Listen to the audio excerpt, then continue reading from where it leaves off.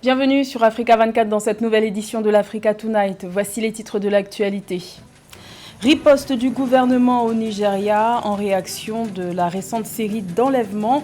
Les autorités fédérales prévoient de déployer 6000 soldats dans l'état de Zamfara, situé au nord du pays où la situation sécuritaire ne cesse de se dégrader.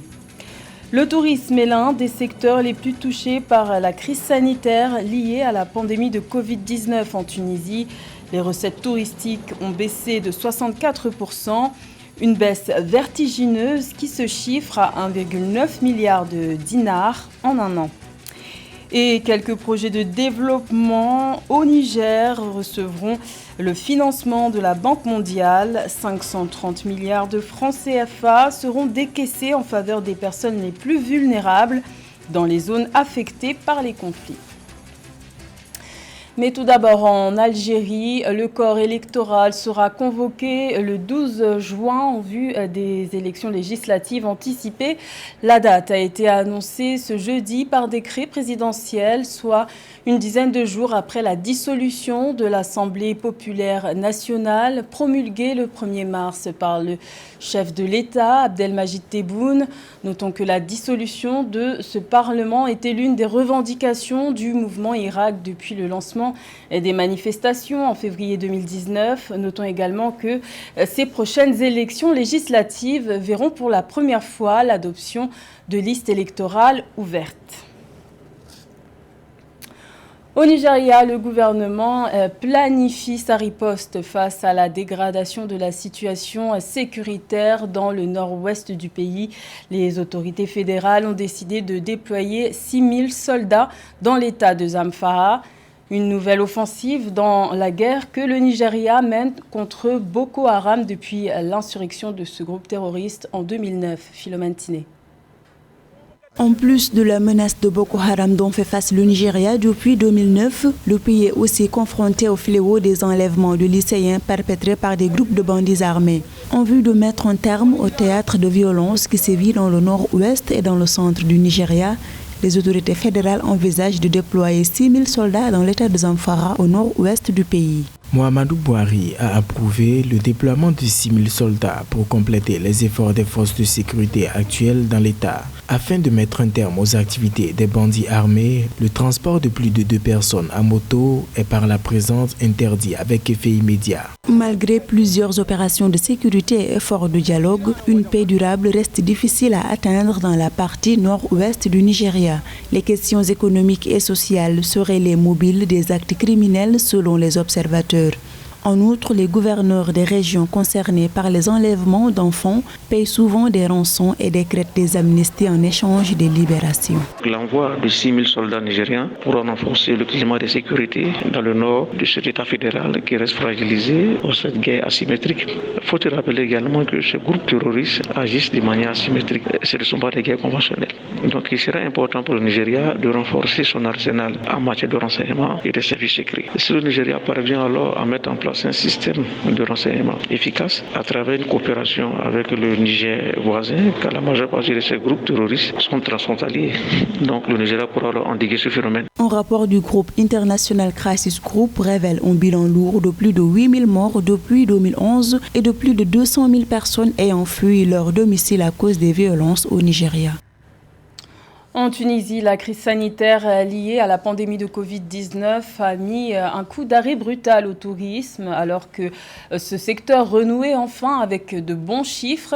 Les recettes touristiques de la Tunisie ont baissé de 64% en un an. Un coup dur pour ce secteur qui représente plus de 13% du produit intérieur brut tunisien. Un sujet de Philomène Tiné. Les recettes touristiques de la Tunisie se sont repliées de 64,1% en 2020 après une hausse de 35,6% en 2019, selon les données de la Banque centrale de la Tunisie. Cette contre-performance constitue une perte de plus d'1 milliard de dollars. Ces recettes se sont ainsi établies à environ 700 millions de dollars en 2020. Pour régler le problème du déficit causé par le coronavirus, il faudrait 3 principales mesures. La première, qui rétablirait la confiance envers les touristes et envers les tours opérateurs. La deuxième, c'est de montrer une offre touristique différentielle.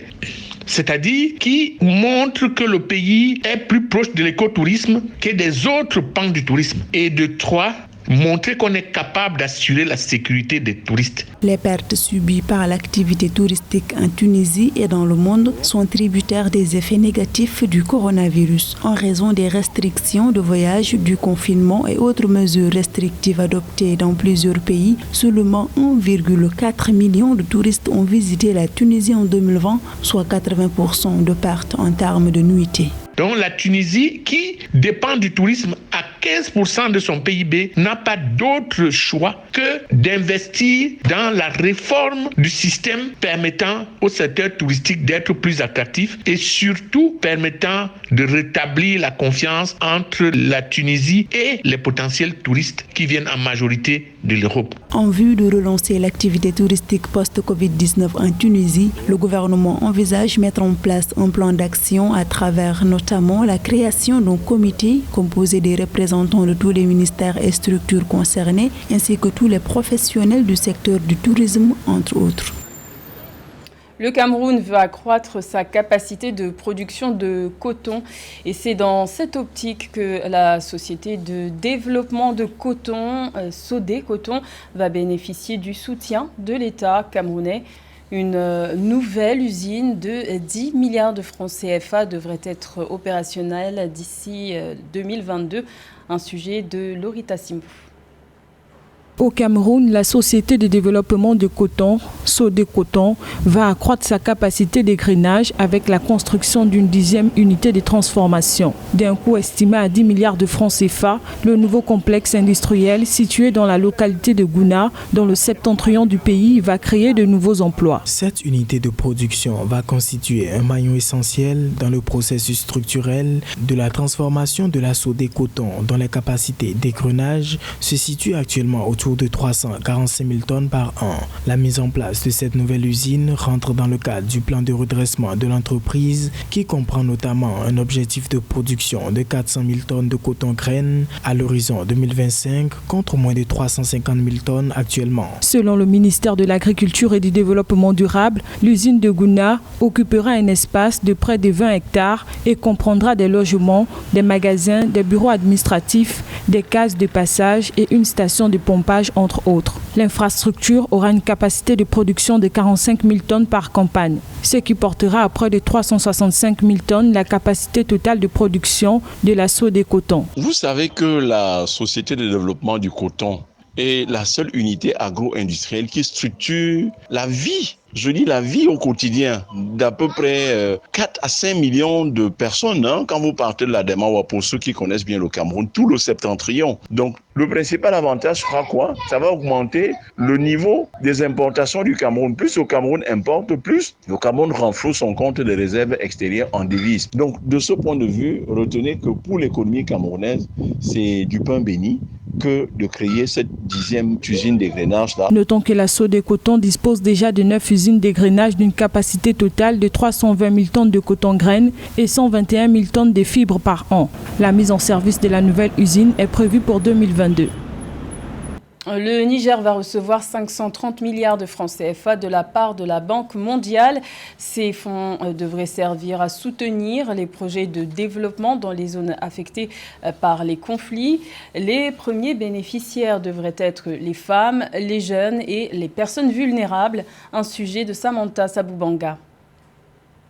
L'agence nigérienne de presse relève que la Banque mondiale prévoit d'injecter 530 milliards de francs CFA au financement des projets de développement au Niger. Ces fonds devront servir entre autres à faire la promotion des opportunités en faveur de la jeunesse, des femmes et d'accélérer l'inclusion financière dans les zones affectées par les conflits. Les actions en faveur de l'environnement seront également menées. Les autorités nigériennes se sont résolument engagées à y apporter des solutions idoines à travers divers projets en faveur notamment de la jeunesse qui représente près de 75% de la population et les femmes qui sont souvent confrontées à une crise multidimensionnelle caractérisée par la pauvreté et le chômage, etc. Or, tous ces projets ont un coût que le gouvernement cherche à financer en mobilisant davantage des ressources internes et externes. La subvention de la Banque mondiale qui vient à point nommé devra sans doute contribuer à mener à terme les différents projets. Il s'agit pour la Banque mondiale de poursuivre la couverture des besoins de financement liés à la fourniture d'aide d'urgence aux ménages affectés par le Covid-19 dans les lieux urbains et rurales et renforcer les programmes adaptatifs de transfert d'argent existants. L'objectif étant d'améliorer la résilience des populations pauvres. Même si le niveau de corruption reste élevé dans le pays, nul doute que cette subvention sera utilisée à bon escient en finançant une partie des projets puisqu'ils sont nombreux et nécessitent des moyens financiers colossaux qu'il faudra continuer à mobiliser. Un vrai challenge quand on sait que ces projets sont de nature à stimuler la croissance économique, réduire la pauvreté et améliorer la vie des plus démunis. Une partie de la somme que l'institution de Bretton Woods s'apprête à débloquer pour le Niger devra servir à améliorer le trafic de la zone Zinder-Agadez à travers notamment la réhabilitation du tronçon Taout-Tigidi, mais également la maintenance de la totalité de ce tronçon. La réhabilitation du tronçon permettra de booster le commerce entre les régions sud et nord du Niger. Notons que cet important axe s'intègre dans la route transsaharienne. L'économie sud-africaine s'est contractée de 7% en 2020 avec un produit intérieur brut historiquement bas. Mais malgré la mauvaise conjoncture mondiale liée à la pandémie de Covid-19, un secteur a su tirer son épingle du jeu. Il s'agit de l'agriculture, l'un des principaux contributeurs à la croissance économique du pays. Les explications de Philomène Tiné. Avec une contraction de 7% en 2020, l'économie sud-africaine a subi sa pire récession depuis 7 décennies, indique l'Office sud-africain des statistiques. Cette chute historique du produit intérieur brut sud-africain a été entraînée par la pandémie de Covid-19. Cependant, l'économie du pays a néanmoins montré en fin d'année 2020 des signes de reprise avec une croissance de 13,7% pour le troisième trimestre et 1,5% pour le quatrième trimestre. La croissance positive enregistrée au cours des troisième et quatrième trimestres n'a pas suffi à compenser l'impact dévastateur de la Covid-19 au deuxième trimestre lorsque les restrictions de confinement étaient plus strictes. L'activité économique pour l'ensemble de l'année a diminué de 7% en 2020 par rapport à 2019. L'Afrique du Sud est très dépendante de la demande mondiale, notamment des minerais et des métaux dont les exportations représentent 10% du PIB. Avec la crise, tous les secteurs de son économie ont subi les effets négatifs de la pandémie, excepté l'agriculture. Ce secteur a connu une croissance de 13,1% en 2020. L'économie sud-africaine est à l'image du ralentissement de l'économie mondiale. Et malheureusement, c'est une économie qui reste essentiellement minière, qui a été fortement contrariée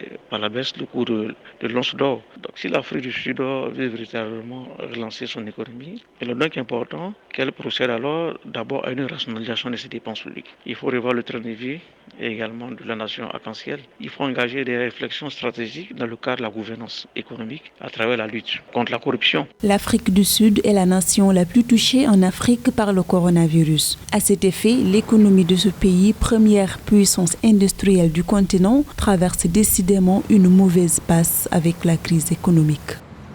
Dans le reste de l'actualité, le Sud-Africain Patrice Motsepe est devenu officiellement ce vendredi président de la Confédération africaine de football suite à son élection par acclamation lors de l'Assemblée générale élective à Rabat.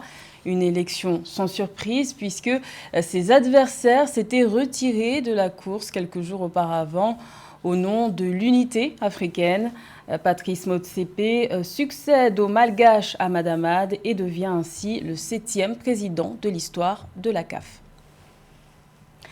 C'était le journal de la rédaction. Merci de l'avoir suivi. L'information continue sur Africa 24.